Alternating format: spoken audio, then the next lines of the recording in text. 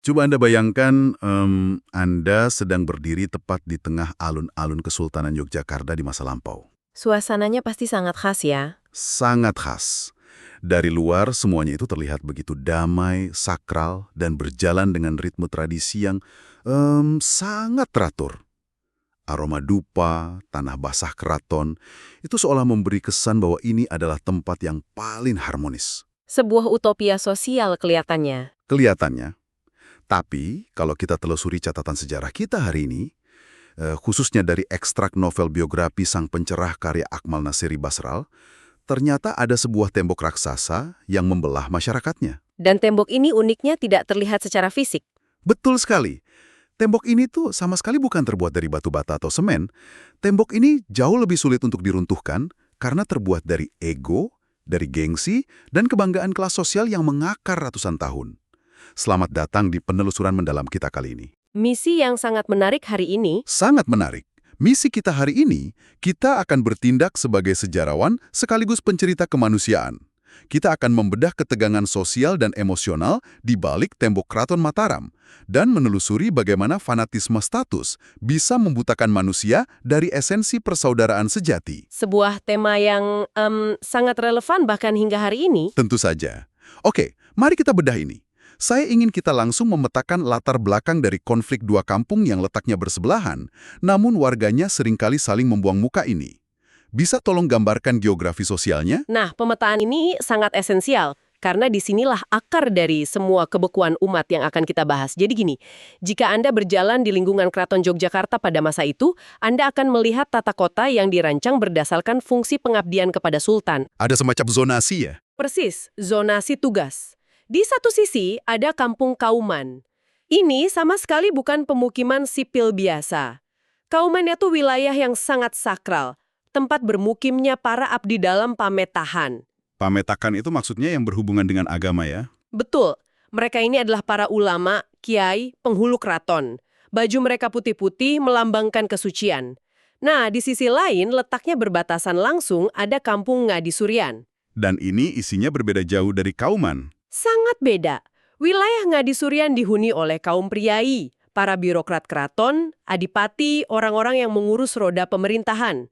Secara konseptual, pembagian ini rasional kan? Satu urus akhirat, satu urus dunia. Tapi praktiknya di lapangan tidak sesederhana itu. Sayangnya tidak. Interaksi sosial manusia jarang sekali berjalan sekadar di atas kertas konsep. Dan interaksi sosial itulah yang justru melahirkan bencana diam-diam. Maksud saya, dari sumber yang saya baca, pembagian wilayah ini entah bagaimana bermutasi menjadi sebuah kompetisi kesombongan yang luar biasa tegang. Tepat pada titik itulah masalahnya bermula. Secara tak sengaja, penataan tata kota ini melahirkan hierarki arogansi. Hierarki arogansi, istilah yang pas. Iya, penduduk Kauman karena memegang otoritas tafsir agama, perlahan merasa diri mereka paling suci, paling benar. Mereka memandang penduduk Ngadisurian sebagai kelompok yang terlalu duniawi. Mungkin dianggap kurang agamis gitu ya. Nah, di kubu seberang, penduduk Ngadisurian merasa kedudukan mereka jauh lebih tinggi secara strata sosial. Mereka punya nasab, priai biru, akses birokrasi, dan kekayaan. Mereka memandang Kauman hanya sebagai Pegawai agama biasa. betul kelas sosial yang ada di bawah mereka. Ini adalah resep yang sangat sempurna untuk menciptakan sebuah gesekan sosial yang laten, sebuah friksi dingin. Dan yang membuat saya geleng-geleng kepala saat membaca materi sumber ini, friksi dingin itu tidak hanya monopoli orang-orang dewasa. Biasanya menurun ke anak-anak. Iya, kebencian dan gengsi ini merembes ke anak-anak mereka. Ada satu adegan yang sangat sinematik sekaligus tragis dari sang pencerah. Coba Anda bayangkan, sebuah sore yang panas di alun-alun selatan. Tempat mereka biasa bermain, Iya, anak-anak dari Kauman sedang bermain sepak bola melawan anak-anak dari Ngadisurian. Dan ini bukan sekedar olahraga sore. Mereka bertanding seolah mewakili harga diri leluhur mereka. lapangan sepak bola berubah menjadi miniatur perang dingin. Halalkan segala cara, menekel, menyikut, pokoknya agar gawang mereka tidak kebobolan oleh anak-anak Kauman. Karena kalah dari kelas sosial yang dianggap lebih rendah, itu memalukan. Sangat memalukan bagi mereka. Di sisi lain, anak Kauman juga melawan dengan sengit. Singkat cerita, pertandingan sore itu dimenangkan oleh anak-anak Kauman dengan skor tipis 1-0. Pasti ada reaksi setelah peluit panjang. Oh, drama sesungguhnya baru meledak di situ. Saat rombongan anak kauman berjalan pulang melewati lorong Ngadi Surian, ada satu anak kauman bernama Sukar. Dia nyeletuk keras bahwa anak-anak Ngadi Surian itu mainnya kasar. Wah, memancing keributan itu. Sialnya, ucapan itu didengar oleh Parjan, anak Ngadi Surian yang badannya jauh lebih besar. Gengsi yang terluka di usia sekecil itu, ditambah doktrin kebanggaan kampung, pasti memicu reaksi fisik yang impulsif. Sangat impulsif. Parjan marah besar. Dia langsung menyerang secara fisik. Dan disinilah momen yang menyayat hati itu terjadi. Parjan dengan sengaja menjegal dan mendorong keras seorang anak kauman yang bahkan tidak ikut mengejek. Salah sasaran. Dan anak ini kebetulan jalannya agak pincang karena sudah dikasari habis-habisan saat pertandingan tadi. Nama anak yang terjerempap ke tanah berdebu itu adalah Darwis. Darwis muda? Ya, saat Darwis jatuh kesakitan, apa yang dilakukan teman-temannya? Pono, Sukar, dan anak kauman lainnya sama sekali tidak mencoba menolong Darwis terlebih dahulu. Mereka malah sibuk membalas serangannya. Betul. Mereka membalas serangan itu sambil meneriakkan yel-yel kebanggaan kelompok mereka yang menggema di lorong sempit itu. Kauman, kauman, kauman. Yang memukau di sini adalah bagaimana kepolosan masa kanak-kanak telah sepenuhnya terkontaminasi oleh ego kolektif yang diwariskan dari meja makan keluarga mereka. Itu analisis yang tajam. Jika kita analisis insiden ini, kita akan menyadari satu realitas sosiologis yang mengerikan. Mereka sama sekali tidak memperebutkan bola lagi. Mereka memperebutkan validasi eksistensi. Validasi kelompok mereka. Teriakan kauman yang diulang-ulang itu bukan sekedar nama wilayah. Itu simbol identitas eksklusif. Penduduk kauman yang seharusnya menjadi pembawa lentera kedamaian justru membangun tembok kesombongan komunal yang sangat tebal. Fanatisme kelompok bisa meracuni siapa saja. Termasuk mereka yang paling fasih melafalkan ayat suci. Membaca bagian ini sungguh membuat saya merenung panjang. Ironi ini begitu pekat. Coba Anda bayangkan, kedua kampung ini bertetangga. Mereka hidup di bawah payung sultan yang sama. Dan tempat ibadahnya pun sama. Persis. Saat azan berkumandang, para pria dari kedua kampung ini berjalan ke masjid gede. Mereka mengambil wudhu dari air yang sama, bersujud menghadap kiblat yang sama. Namun begitu melangkah keluar dari batas suci masjid, Wajah mereka kembali mengeras. tegur sapa menjadi sangat kaku. Persaudaraan yang merupakan esensi paling dasar dari ajaran yang mereka peluk, tergadai begitu saja oleh selembar status kelas sosial. Padahal secara teologis mereka diajarkan bahwa umat itu bagaikan satu tubuh. Jika satu sakit, yang lain ikut merasakan. Tapi di sana yang terjadi adalah amputasi emosional. Amputasi emosional. Ya, mereka memutus empati hanya karena perbedaan seragam jabatan. Dan di tengah lautan fanatisme yang menyesakkan inilah, muncul sebuah anomali.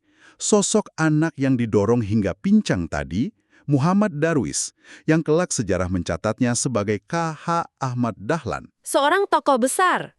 Dari catatan sumber kita, saat kawan-kawannya berteriak membela nama kauman, Darwis justru memilih diam. Ia menepi. Dia tidak ikut larut. Tidak, ia menolak terseret arus euforia kebencian itu. Posisi pengamatan pemuda Darwis ini memang krusial.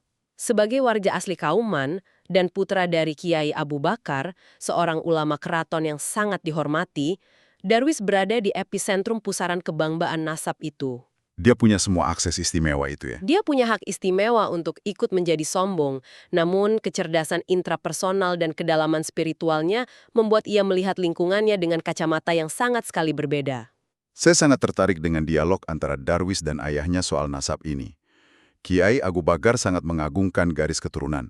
Beliau berkali-kali menekankan kepada Darwis bahwa mereka adalah keturunan langsung Syekh Maulana Malik Ibrahim dari Wali Songo. Mahkota kebanggaan tertinggi. Tapi Darwis menolak terbuai oleh romantisme masa lalu itu. Pemikirannya justru mengobservasi ruang paling suci di lingkungan mereka, yaitu Masjid Gede. Ia menemukan sebuah kejanggalan fisik yang mewakili kerusakan sistemik. Di dalam masjid itu, ada bangunan khusus bernama Maksura.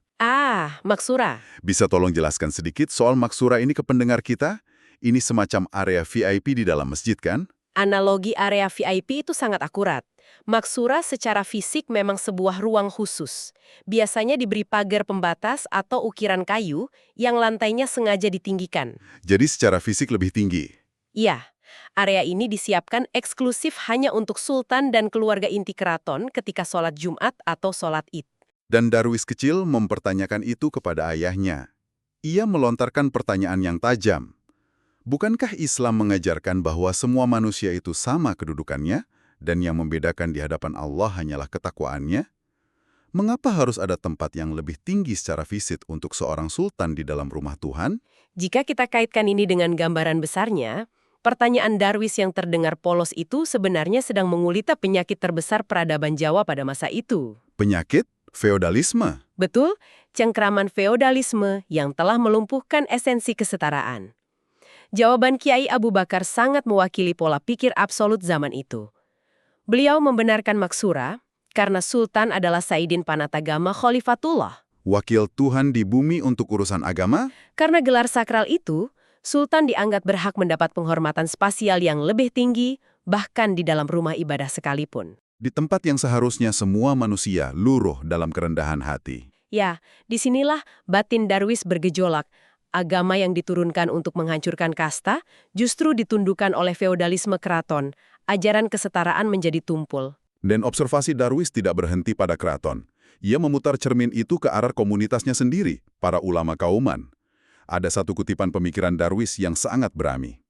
Ia melihat banyak kiai kauman sudah bolak-balik naik haji, sebuah kemewahan yang luar biasa di zaman itu. Sangat mewah. Tapi Darwis menyebut mereka bodoh. Kenapa? Karena sepulang dari Tanah Suci, para kiai ini tidak membawa secercah pun perubahan real untuk rakyat miskin. Mereka pulang hanya untuk kembali tunduk pada jabatan birokrasi dan menikmati fasilitas keraton. Sementara umat dibiarkan melarat. Darwis dibuat frustrasi melihat ekonomi masyarakat sipil yang memprihatinkan. Beras mahal, kelaparan. Tapi masyarakat awam ini justru rela berutang untuk menjalankan tradisi yang tidak ada dasar agamanya. Seperti ruatan dan padusan itu ya? Betul. Mereka membeli sesajen mahal, melakukan ritual mandi yang menguras biaya, karena diyakinin oleh otoritas bahwa itu wajib. Ironi puncaknya, setelah habis uang untuk ritual persiapan puasa, puasa Ramadannya sendiri malah ditinggalkan. Darwis melihat masyarakat jauh lebih takut melanggar pamali tradisi nenek moyang daripada kehilangan akhlak. Tragedi sosiologis ini membawa kita pada satu konsep sentral, yaitu mentalitas nerimo. Dalam konteks ini, nerimo bukan sekedar ikhlas, melainkan fatalisme. Pasrah total pada nasib buruk. Sikap menerima penindasan tanpa ada keinginan mempertanyakan keadaan, Darwis sadar bahwa sikap nerimo yang diajarkan terus-menerus ini membuat masyarakat pribumi pasrah dieksploitasi oleh sistem kolonial Belanda.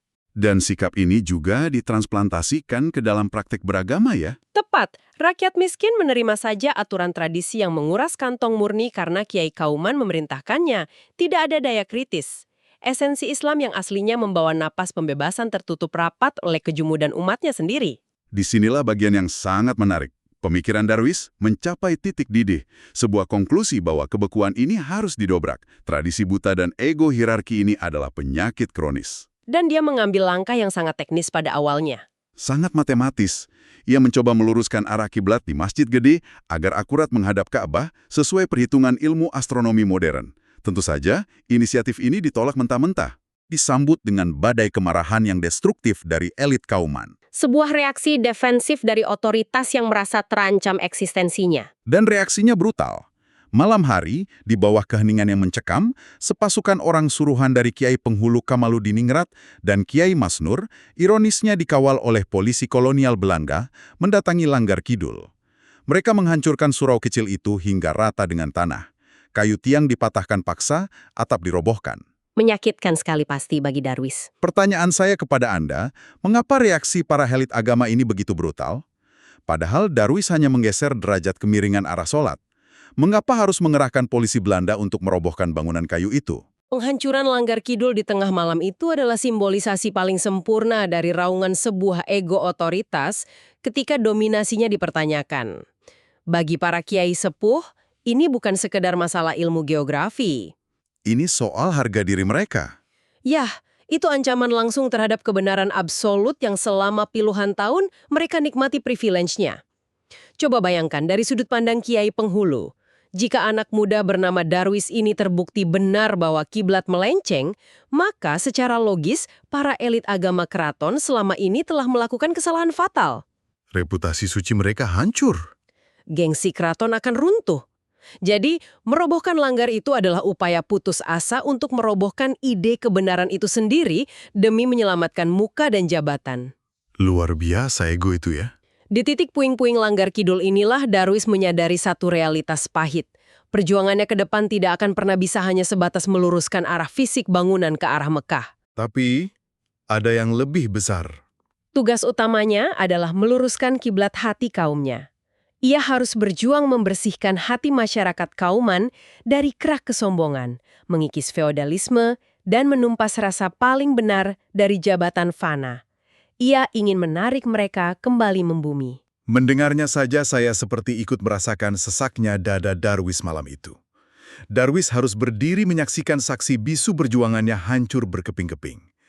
Namun, sejarah mencatat bahwa Darwis menolak untuk hancur bersama kayu-kayu itu.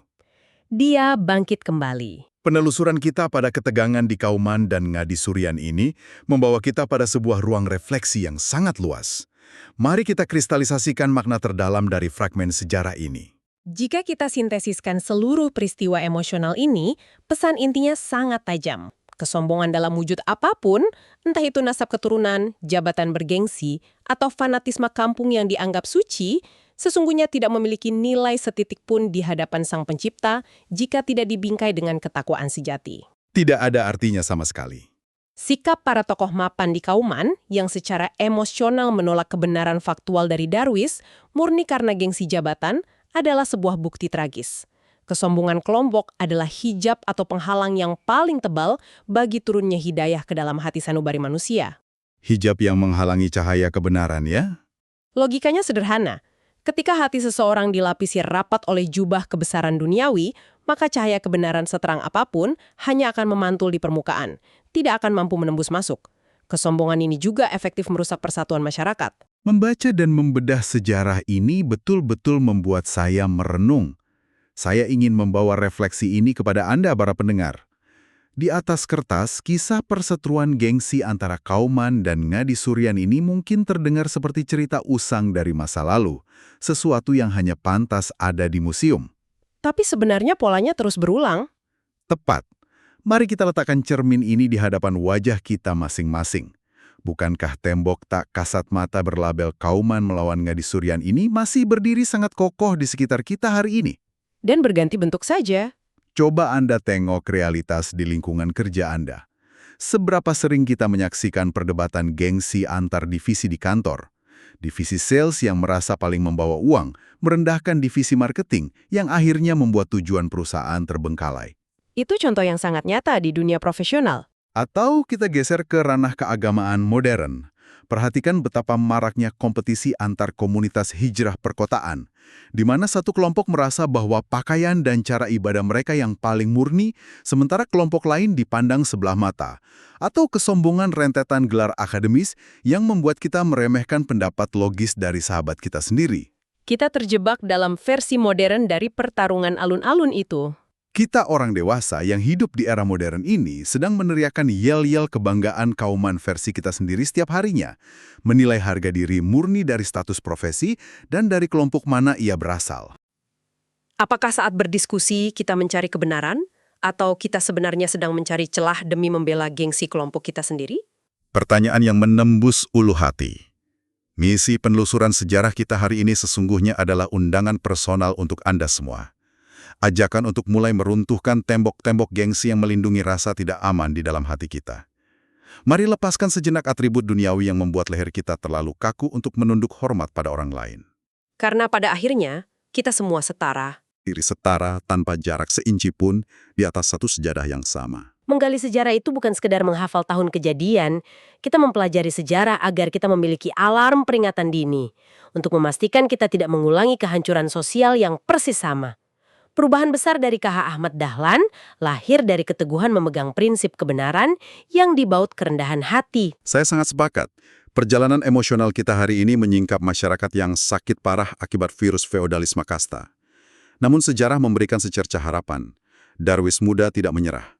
Alih-alih meratapi nasib, ia mendobrak kebekuan pikiran umatnya dengan membangun karya nyata berupa sekolah, rumah sakit, dan panti asuhan. Aksi nyata yang melampaui sekat-sekat ego. Sebagai penutup dari penelusuran mendalam kita kali ini, saya ingin meletakkan satu pemikiran provokatif terakhir. Sebuah realitas sejarah dari sumber kita yang sungguh menyayat akal sehat. Coba Anda renungkan ini. Di saat warga Kauman dan Ngadisurian sibuk bertengkar soal gengsi keturunan, di saat elit kiai keraton merobohkan langgar demi mempertahankan ego tradisi, mereka semua buta pada satu bahaya raksasa. Bahaya dari luar tembok keraton? Betul, sistem kolonial Belanda sedang mengawasi mereka sambil tersenyum sinis. Di saat para elit pribumi sibuk berkonflik soal arah kiblat dan siapa berhak duduk di Maksura, pemerintah kolonial dengan agresif mengeruk habis kekayaan alam tanah Jawa. Mereka mengeksploitasi jutaan tenaga kerja dan membiarkan rakyat akar rumput mati kelaparan. Penduduk keraton bertinju memperebutkan remah-remah gengsi di dalam rumah sendiri, sementara perampok sesungguhnya menguras habis masa depan mereka. Jadi, apa makna relevan yang bisa kita tarik? Mari bertanya pada diri sendiri secara jujur. Saat ini, adakah krisis besar yang nyata di depan mata, yang sedang menghancurkan sendi-sendi masyarakat kita, yang sengaja Anda abaikan hanya karena energi Anda sudah terkuras habis demi memenangkan perdebatan gengsi di media sosial dengan saudara Anda sendiri? Terima kasih Anda telah meluangkan waktu menemani penelusuran mendalam ini. Semoga wawasan hari ini meruntuhkan tembok arogansi di hati kita. Kami pamit undur diri dan sampai jumpa di penelusuran mendalam kita selanjutnya.